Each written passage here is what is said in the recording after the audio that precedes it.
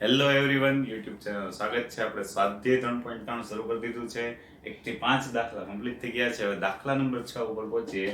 સાબિત કરો કે પ્રકારના દાખલા છે. એમાં વિદ્યાર્થી મિત્રો LHS માંથી આપણે RHS માં જઈએ તો LHS મેં ફરી પાછું લખી દીધું છે. તો અહીંયા રકમ જોઈને આપણે ખબર પડે વિદ્યાર્થી મિત્રો, cos cos minus sin sin.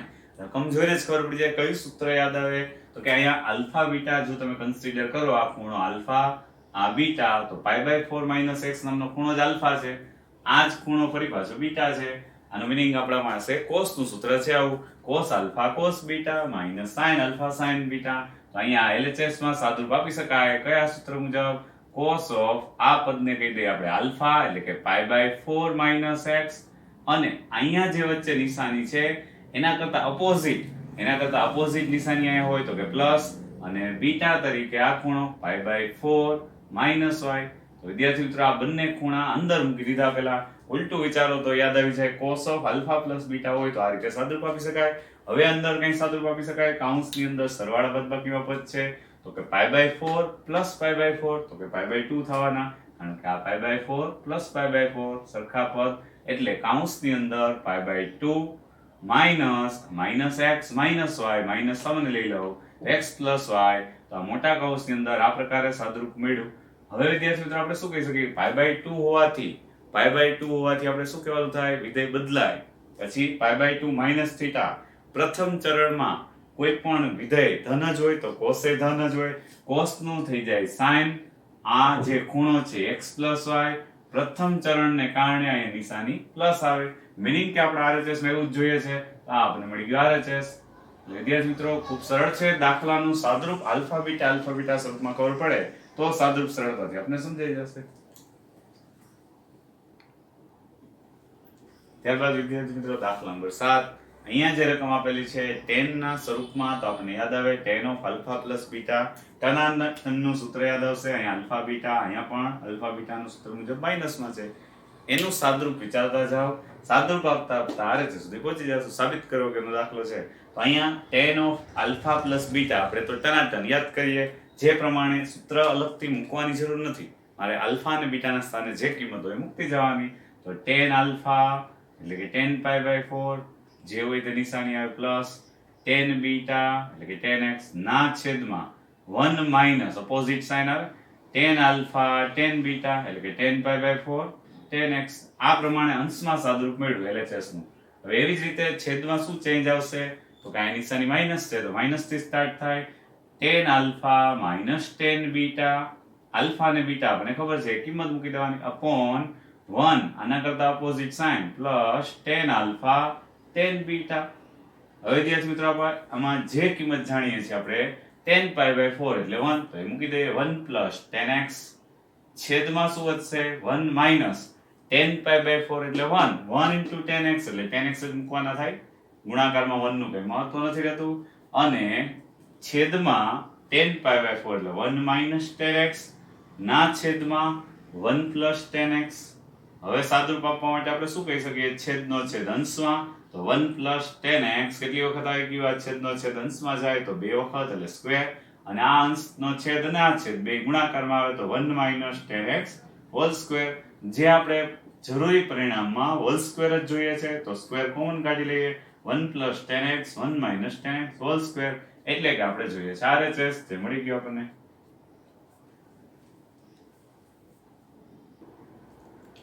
વિદ્યાર્થી મિત્રો દાખલા નંબર 8 તમે વચ્ચે કન્સેપ્ટ જોતા જાઓ તો સૂત્રનો ઉપયોગ છે 3.3 પહેલા જે કાંઈ થિયરી લીધી એના પણ ઉપયોગ થાય છે π/2 પ્લસ પાઈ માઇનસ. તો એમની પ્રેક્ટિસ થઈ ગઈ છે એટલે આપણે થોડું ઝડપથી અહીં કરતા જઈએ છીએ.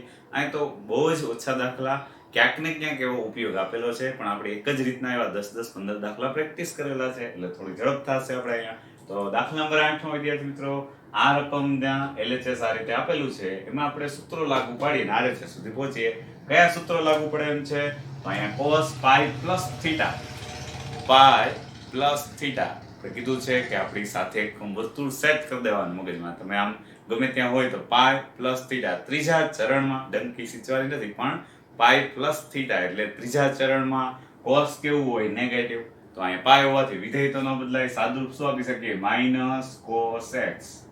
cos ઓફ માઇનસ x તો આપણે ખબર હોવી જોઈએ કે ભાઈ cos તો યુગ્મ વિધેય છે, માઇનસ તો ખાઈ જાય એટલે ઇન્ટુ cos x ના છેદમાં sin પાઈ માઇનસ x, બીજા ચરણમાં sin પોઝિટિવ તો sin x જેમના તેમ, વિધેય તો બદલાય નહીં, એના ગુણાકારમાં પાઈ બાય 2 પ્લસ x, હું ક્યાંય એકમ વર્તુળ દર્શાવતો નથી, હું તમને યાદ જ કરાવું છું, pi by 2 plus x, pi by 2 હોવાથી વિધેય બદલાય ને બદલાય, પાઈ બાય 2 હોવાથી વિધેય cos નું શું થઈ જાય sin, બીજા ચરણમાં કોની નિશાની જોવાની, ખજાનાની, મોટા ભાગે વિદ્યાર્થી મિત્રો જે જવાબ આવે ને એની નિશાની જોવાની, ત્યાંથી ભૂલ પડે, એટલે આપણે શોર્ટકટમાં એવું યાદ રાખ્યું છે પાઈ બાય 2 પ્લસ x એટલે ખૂણો તો સમજાય, બીજા ચરણમાં ખજાનો શું આપેલો છે cos, તો cos ના આપણે નિશાની માઈનસ, તો અહીંયા શું લખશું છેલ્લે જવાબમાં માઈનસ sin x, નહીં તો જવાબમાં થોડી ભૂલ આવે, બરાબર, આ સમજીને કરવાનું. હવે સાદરૂપમાં આપણે અહીંયા કઈ કેન્સલ તો થાય નથી, માઈનસ માઈનસ એક ઉડાડીએ, બાકી ત્રિકોણમિતિ પદ એઝ ઇટ ઇઝ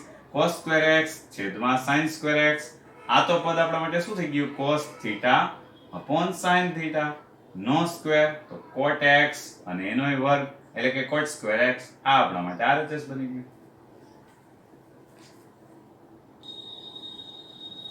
વિદ્યાર્થી મિત્રો દાખલા નંબર 9 છે, એમાં પણ LHS હું આ રીતે કહું કે LHS આપણને આપેલું છે, આમાં કહી દઉં કારણ કે જગ્યા બચાવો ઝુંબેશ થાય, આ LHS છે આપણા માટે અને જવાબ જોઈએ છે RHS એ આ, બરાબર, 2 in 1 કામ મેં કરેલું છે અહીંયા, તો આ આપણા માટે LHS છે. LHS ને આગળ વધારીએ સાદરૂપમાં, ફરી વખત LHS નથી લખ્યું એટલે તમારે લખવાનું છે ફેરબુકમાં, ઓકે. અહીંયા cos 3π/2 પ્લસ x, તો ફરી પાછું યાદ કરીએ 3π/2 એટલે 270 ખૂણો એકમ વર્તુળમાં ક્યાં થાય b' આવે, 3π/2 પ્લસ x, π/2 નો ગુણક એટલે વિધેય બદલાય ને બદલાય, π/2 નો ગુણક વિધેય થશે cos નું sin, cos 3π/2 પ્લસ x એટલે આપણે યાદ કરવાનું, અહીંયા હોય અને આમ જવાનું, ચોથા ચરણમાં cos કેવું હોય પોઝિટિવ એટલે એ શું થઈ જશે sin x, અહીંયા નિશાની તો કે પ્લસ, એના ગુણાકારમાં cos 2π પ્લસ x તો 2π અહીંયા હોય, 2π પ્લસ x, એનો મીનિંગ પ્રથમ ચરણમાં cos કેવું હોય પોઝિટિવ અને વિધેય ના બદલાય કારણ કે 2π પાઈ નો ગુણક છે એટલે જેમનું તેમ cos x, કાઉન્સમાં સાથે શું આપેલું છે તો ફરી પાછું 3π/2 આ વખતે માઈનસ x આપેલું છે, ધારો કે આ b' આગળ છો ને 3π/2 માઈનસ x, હું આ રીતે કરું એટલે એકમ વર્તુળમાં યાદ કરવાનું કે તમે અહીંયા સ્થાને છો એકમ વર્તુળમાં અને તમારે અહીંયા 3π/2 માઈનસ x જોઈએ છે, ત્રીજા ચરણમાં π/2 નો ગુણક એટલે વિધેય તો બદલાય જ, tan x, π/2 નો ગુણક એટલે વિધેય બદલી નાખ્યું, 3π/2 માઈનસ x, ત્રીજા ચરણમાં cot કેવું હોય પોઝિટિવ એટલે આ નિશાની પ્લસ જ છે, બરાબર, પ્લસ cot 2π પ્લસ x, ફરી પાછું 2π પ્લસ x, પ્રથમ ચરણમાં cot કેવું ધન, પાઈ નો ગુણક એટલે વિધેય ના બદલાય તો cot x, તો આ પ્રકારે સાદરૂપ મળ્યું. આમાં હવે શું સાદરૂપ આપી શકીએ તો sin x ગુણાકારમાં cos x, અહીંયા વિદ્યાર્થી મિત્રો tan ને cot માં સરવાળા સ્વરૂપે પદ આવ્યા તો પ્લસ નિશાની સમજવા માટે, ઓકે, તો sin cos માં ફેરવી શકીએ સાદરૂપ આપવા માટે, અહીંયા sin cos માં પદ જોયા એટલે આને પણ sin cos માં ફેરવીએ તો cos upon sin cot theta, એટલે આપણને ખબર છે ડગલે ને પગલે 11th સાયન્સ માં આપણે 10th ના સૂત્રો ઉપયોગ કરીએ, આગલા જે પ્રેક્ટિસ કરેલા દાખલા છે એના ઉપયોગ કરીએ છીએ, તો એ વધુ સારી રીતે કરે તો જ તમને અહીંયા સ્પીડમાં સમજાય. લસા લઈ લે sin x cos x અને ચોકડી ગુણાકાર કરવાથી sin square x plus cos square x. હવે વિદ્યાર્થી મિત્રો આ તો હરિવાલા sin cos અને ઉપર જે હોય નિત્ય સમ sin square theta plus cos square theta એટલે કે 1 એટલે કે RHS, તો ખૂબ સરળ થઈ ગયું. આમ તો ખરેખર દાખલો પૂરો થાય ત્યાં એક વખત LHS બરાબર RHS, અને એક્ઝામમાં તો એમ પણ આપણે લખી દેવાનું આમ આપણે શું સાબિત કર્યું આના બરાબર આ થાય છે, અત્યારે આપણે સમજીએ છીએ ફેરબુકમાં LHS બરાબર RHS સુધી લખેલો હશે તો ચાલશે. દાખલા નંબર 10. હવે વિદ્યાર્થી મિત્રો જમ્બો જે સૂત્ર જોઈને જ ખબર પડી જાય કાંઈ sin વાળા પદ છે LHS માં અને cos વાળા પદ છે, તો LHS માં હું ફેરફાર કરીને ડાબા જબા જેમ છે ડાબામાં એમાં સરવાળા સ્વરૂપે હોવાથી વચ્ચે સરવાળા નિશાની છે, આડાવાળા પદ લખી શકાય જેથી કરી આપણે સૂત્ર યાદ આવે. તો પહેલું પદ આપણા માટે cos કરી નાખીએ, cos n+1 x, આ ખૂણા સ્વરૂપે છે આખું, એના ગુણાકારમાં cos n+2 x, તો આ આપણા માટે ખૂણો થઈ ગયો વિદ્યાર્થી મિત્રો આલ્ફા અને આ ખૂણો થઈ ગયો બીટા, આલ્ફા અને આ આખો ખૂણો બીટા. તો એવું જ પદ સરવાળા સ્વરૂપે શું લખાયેલું છે sin માં, sin of n+1 x sin of n+2 x, આ ખૂણો છે બરાબર, અહીંયા પણ આ ખૂણો છે, બ્રેકેટ કરી નાખો તો પણ ચાલે. તો આ પણ આપણા માટે શું ખૂણો થઈ ગયો, જ્યાં અહીંયા આલ્ફા કીધો છે એ જ ખૂણો આલ્ફા હોવો જોઈએ. આ ખૂણો બીટા કીધો છે, એ જ ખૂણો બીટા હોવો જોઈએ, તો સૂત્ર લાગુ પડે ને, cos alpha cos beta plus sin alpha sin beta. તો જે વિદ્યાર્થી મિત્રો રોજ એક વખત લખતા હશે ને ઝડપથી યાદ આવી જશે કે આ તો cos ઓફ આલ્ફા માઇનસ બીટાનું ઉલટું સૂત્ર છે, એટલે રોજ એક વખત લખવાનો ફાયદો છે. તો કદાચ એ ભૂલાઈ જાય તો સામે રાખી સૂત્રો અને સોલ્વ કરતા જાઓ, પછી જેમ જેમ ઉપયોગ થતો જઈએ તે મોઢેથી જવા જોઈએ વિદ્યાર્થી મિત્રો. અહીંયા આપણે શું સૂત્ર કીધું, cos આલ્ફા cos બીટા, એટલે કે cos નું હોય એના કરતા અપોઝિટ સાઇન વાળું સૂત્ર છે. તો પેલો ખૂણો લખું ત્યારે n+1 into x અને અપોઝિટ સાઇન, બીજો ખૂણો લખું ત્યારે n+2 into x. આ થઈ ગયો આપણા માટે આલ્ફા માઇનસ બીટા સ્વરૂપ સૂત્ર, હોય એના કરતા અપોઝિટ સાઇન વાળું આવે. એમાં હજી કઈ સાદુરૂપ આપી શકીએ તો કે હા, cos x સામાન્ય લઈ લ્યો તો n+1 માઇનસ n-2 અને x સામાન્ય, આ બે ખૂણામાંથી x સામાન્ય લઈ લ્યો, બરાબર. તો x સાથે ગુણીને સાદુરૂપ આપો તો પણ ચાલે. તો આપણે સાદુરૂપ સરળ બનાવવા માટે x સામાન્ય લઈ લીધા, n કેન્સલ થાય એમ છે, 1 - 2 એટલે તો -x થઈ ગયા. cos of -x, cos યુગ્મ વિધેય, તો આપણે ખબર છે યુગ્મ વિધેય હોય તો શું લખાય, cos x એટલે કે RHS. ખૂબ સરળ દાખલો થઈ ગયો વિદ્યાર્થી મિત્રો. માત્ર માત્ર આ સૂત્રની ગોઠવણી જ હતી, એ બાદની સૂત્રોની પ્રેક્ટિસ થાય અને એવા ઉદાહરણના દાખલા જે આપણે લઈએ, એવા એક્સ્ટ્રા દાખલા લઈએ, કારણ કે 1 થી 10 દાખલા છે ને એ પાર્ટ માત્ર સરવાળા સૂત્ર આધારિત. 11મા દાખલાથી થોડો પાર્ટ ફરે છે વિદ્યાર્થી મિત્રો. તો આપણે ફેસબુકમાં હું જ્યાં સુધી દાખલા નંબર 10 સુધી લખાયું, પછી જે ઉદાહરણ ગણાવું, જે એક્સ્ટ્રા ગણાવું એ જ ગણી નાખવાના, કારણ કે પ્રેક્ટિસ માટે છે. એડ્રેસ સાચું આપવાનું, કયો દાખલો ચાલે છે, બરાબર. અને 11મા દાખલા શરૂ કરશું 11માંથી, તો એ ફરી પાછા નવા સૂત્રો, નવા કન્સેપ્ટ આમાંથી બનાવેલા એ લઈને શરૂ કરશું. એટલે 10 દાખલા સુધી કમ્પ્લીટ. હવે આપણે કરશું ઉદાહરણ અને એક્સ્ટ્રા દાખલા, જ્યાં સૂત્રોની પ્રેક્ટિસ દર્શાવે એવા.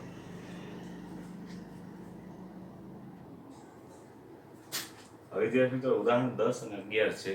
કિંમત શોધો અને sin 15 અંશનું મૂલ્ય મેળવો, જે આપણે થઈ ગયા છે, એટલે જાતે ફેસબુકમાં કમ્પ્લીટ કરી નાખવાના છે, જાતે જ કરવાના છે. ઉદાહરણ 12 દેખાવે જુદું છે, આમની કિંમત શોધો આવો પ્રશ્ન હોય તો પહેલું કામ તો આપણે એમ થાય, આવો ખૂણો તો આપણી પાસે ક્યારેય નથી આવ્યો, કારણ કે 13π / 12. તો આપણે શું કરીએ, 12 વડે ભાગી શકાય એવી 13 ની નજીકની સંખ્યા, તો કે હા 12π + π એવું લખી શકીએ. તો આનું સાદુરૂપ આપવાનો પ્રયત્ન કરીએ, 10 13π/12. હવે વિદ્યાર્થી મિત્રો અહીંયા 12 વડે ભાગી શકાય એવી નજીકની સંખ્યા 13 ની 12π + π/12. 12 વડે ભાગીએ તો શું થઈ જશે, 10, અહીંયા 12 વડે ભાગીએ એટલે π + π/12.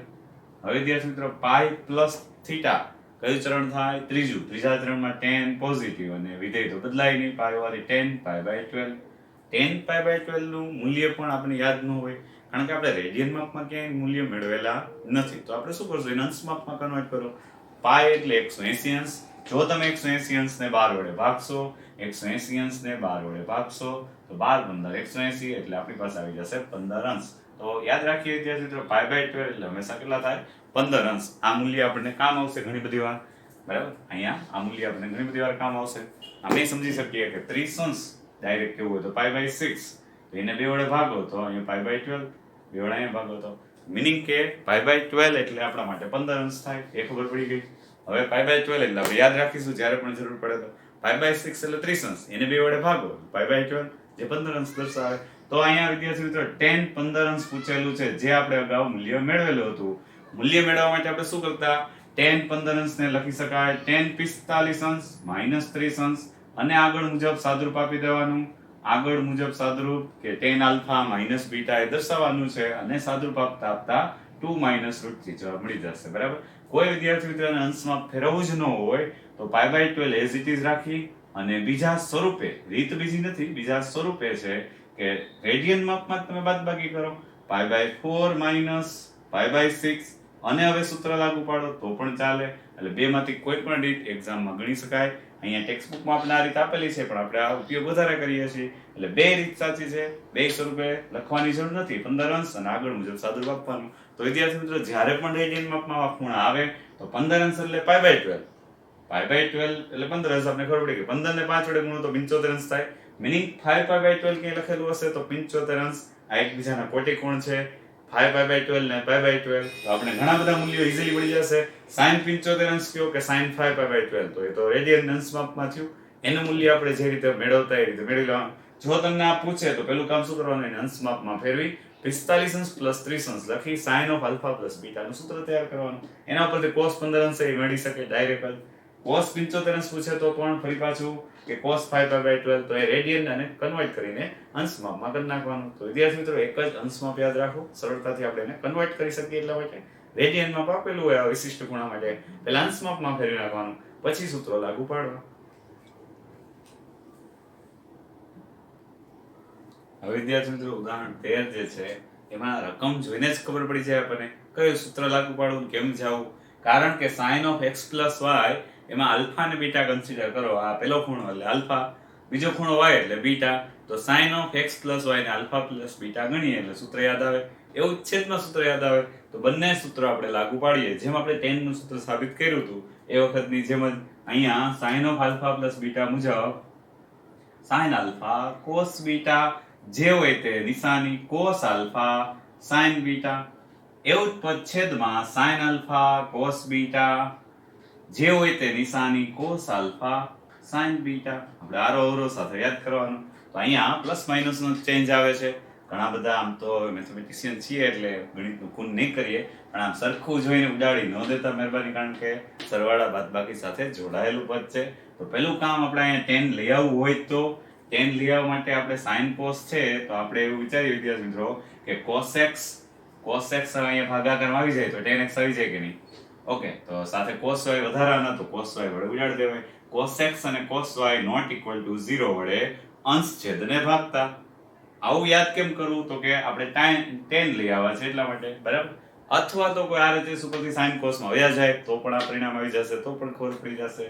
અંશ છેદને cos x cos y not equal to 0 વડે ભાગતા. મેં પહેલા પદ ઉપરથી વિચાર્યું મારે tan લઈ આવવા હોય તો છેદમાં cos જોઈએ, આ cos ના જોઈએ, એટલે અંશ છેદને cos x cos y not equal to 0 વડે ભાગીએ તો આ cos x અને cos y not equal to 0 એટલે કે છેદ 0 નથી અમને ખ્યાલ છે એવી કિંમતો આધારે ભાગીએ, plus cos x sin y ના છેદમાં cos x cos y.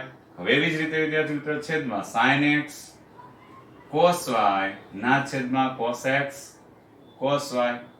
Okay, એવી જ રીતે અહીંયા cos x sin y ના છેદમાં cos x cos y. આપણે શું કર્યું, આખા અંશને એના વડે ભાગવાના હોય, આખા છેદને ભાગવાનો હોય, સેપરેટ આપવાનો હોય તો આપણે ડાયરેક્ટ સેપરેટ જ આપી દીધા. હવે અહીંયા હરીવાલા થાય એમ છે cos y હરીવાલા, પછી અહીંયા સાદરૂપમાં cos x હરીવાલા, અહીંયા કઈ કેન્સલ થાય એમ છે cos y.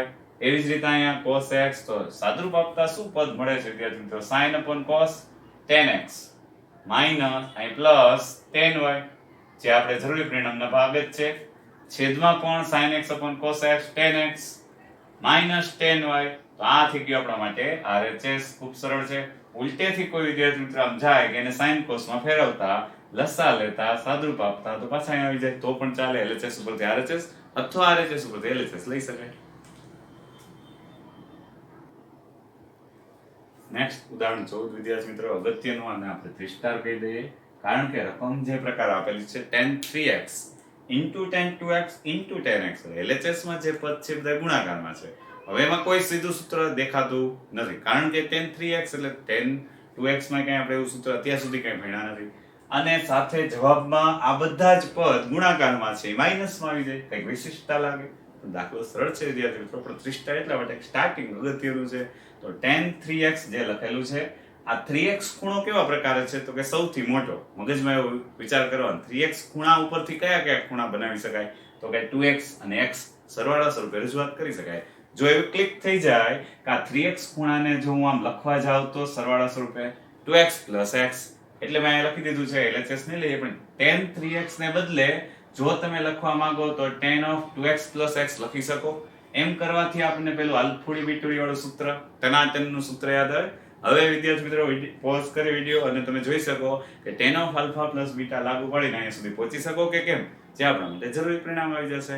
જોઈએ આપણે કે અહીંયા તો સાદુરૂપ સમજી લીધું કે ભાઈ આને બદલે આવું લખી શકાય, આમ લખી શકાય. આવું પહેલા આપણે કહી દઈએ કે tan 3x માં ખૂણાના 3x ના બે ભાગ વિચારું તો 2x x. હવે હું આ tan 3x as it is રાખું, tan alpha plus beta નું સાદુરૂપ આપું તો ટનાટનનું સૂત્ર tan alpha plus tan beta. હવે યાદ ન કરવું પડે, નિશાની જે હોય તે upon 1 minus ten alpha ten beta, જે આલ્ફા અને બીટાના સ્થાન છે મૂકી દો. હવે ખૂબ સિમ્પલ થઈ ગયું. આ બધા પદ આ રીતે આવી જશે. છેદનું પદ આખું અહીંયા અંશમાં tan 3x સાથે ગુણાકારમાં આવી જાય.